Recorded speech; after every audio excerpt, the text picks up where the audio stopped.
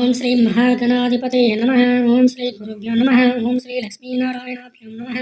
లక్ష్మీక్షీరసముద్రరాస్తనయం శ్రీరంగధామేశ్వరీం దాసీవత సమస్తదేవనతం లోకైకదీపాంకురం శ్రీమన్మందకటాసరం బ్రహ్మేంద్రగంగాధరం తాం త్రిలోకపరమిణం సరసామందే ముకుందప్రియం. శ్రావణ మాసంలో మంగళ గౌరీదేవిని, వరలక్ష్మీదేవిని పూజించడం ఎన్నో ఇతిహాస పురాణాలలో చెప్పబడిన తరతరాలుగా వస్తున్న ఆచారం, సాంప్రదాయం.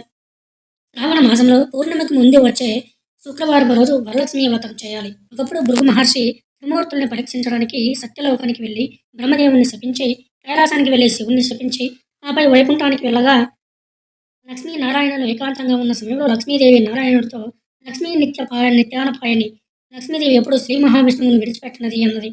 భృగు మహర్షి తన రాకని గమనించలేదని లక్ష్మీ నివాసమైన శ్రీ మహావిష్ణువు యొక్క వక్షస్థలంపై కాలితో తన్నగా విష్ణువు ఆగ్రహించగా మహర్షికి సపర్యలు చేయడంతో తన నివాస స్థలంపై భూలోకం నుండి వచ్చే కాలితో తనైన సామాన్యుని అక్కడ చేర్చుకుని ఆశీర్వదించేందుకు లక్ష్మీదేవి ఆగ్రహించి విష్ణువు బ్రతిమాలన వినకుండా ఆయనను విడిచి భూలోకంలో కావీరపురం, ఇప్పటి కొల్హాపూర్ వచ్చింది.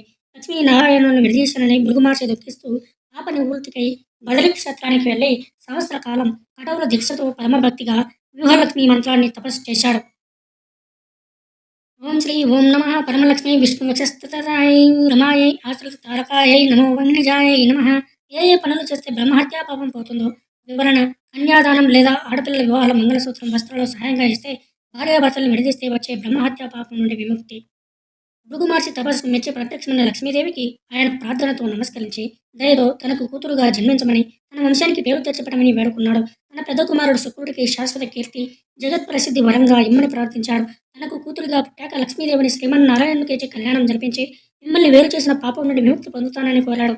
అప్పుడు అమ్మవారు పౌర్ణమికి ముందు వచ్చే శుక్రవారం నాడు భృగు మహర్షికి ఆయన భార్య ఖ్యాతికి కూతురుగా పుడతానని, శుక్రవారం తాను పుట్టడం వలన శ్రావణ శుక్రవారం అని, శుక్రవారం మహాలక్ష్మి అని జన్మలు తెలుసుకోవడం వలన తన అన్నగారు శుక్రుడి పేరు రోజు స్మరించినట్లు అవుతుందని, అన్నగారి కీర్తి శాశ్వతం అవుతుందని లక్ష్మీదేవి వరమిచ్చింది.